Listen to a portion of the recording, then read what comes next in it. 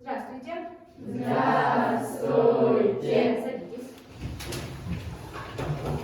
Сегодня мы с вами продолжаем, точнее приступаем к разбору произведения Данта. Да? Мы с вами его дочитали на прошлом уроке. Мы не успели, да, немножко разобрать, в чем же суть этого произведения. Так что мы сегодня с вами это начнем делать. Давайте вспомним кратенько сюжет. Кто мне скажет сюжет? Данта. Вкратце. Кто как запомнил? Другое племя изгоняет. Другое племя что? Изгоняет? Племя, Да, еще одно племя, да? Так, у нас есть племя. Дальше. Данка. И у нас есть племя врагов, да? Враги. А это племя какое? Родное, да? Родное племя. То есть Данка становится как бы посреди этих племен. Что делает Данка?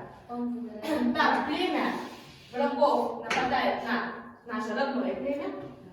Данка у нас выступает кем? Героем и защитником своего племени. Что он делает? Выводит свои две через лес и болото. Как вы думаете, лес и болото, что оно означает? Трудности, да? Трудности, которые встречает человек на своем пути.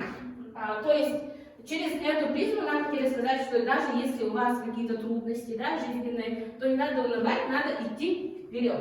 Он ведет их, и что в конце у нас случается? Что происходит там?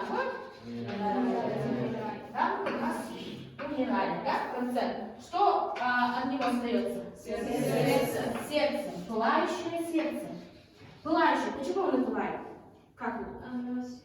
Оно светится. Почему? Потому что Данка добрый, отзывчивый человек, а поэтому у него сердце горит. Молодцы. Сердце горит. И что делает у нас один человек из племени? Давайте вот так сделаем. Наступает, да, на сердце. Все. Нет на сердце. Получается, смотрите, Данка у нас главный герой, который старается помочь своим соплеменникам, да? Но что говорит племя? Давайте сдадимся врагам. Давайте сдадимся, мы уже не можем идти, и они начинают обвинять Данку. И в конце концов его сердце топчет, да? Растоптали, и все. Ничего от него не осталось. Дальше. С какой целью было написано это произведение? Как вы думаете? Оценить чужой труд. Да, о том, чтобы ценить чужой труд. Мы должны помнить, что человек, который, допустим, да, вы посмотрели свежими глазами, скажем так, на происходящее. Вы смотрите и осуждаете племя, да?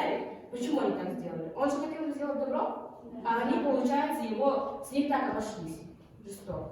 Это неправильно, да? И вы через призму этого произведения должны понять, что мы должны ценить чужой труд и вообще человека. Ценить человека и его добро. Да? Молодцы. Так, сегодня у нас будет сочинение. Мы будем писать сочинение на это произведение. Так, давайте тему сформулируем. Какую тему, как вы думаете, мы будем писать? На какую тему? Если мы уже с вами обозначили проблему, которую затрагивает автор, как вы думаете, как звучит тема? Что? Труд человека, либо добро. Да? Добро совершает человек. На эту тему мы сегодня с вами и напишем сочинение.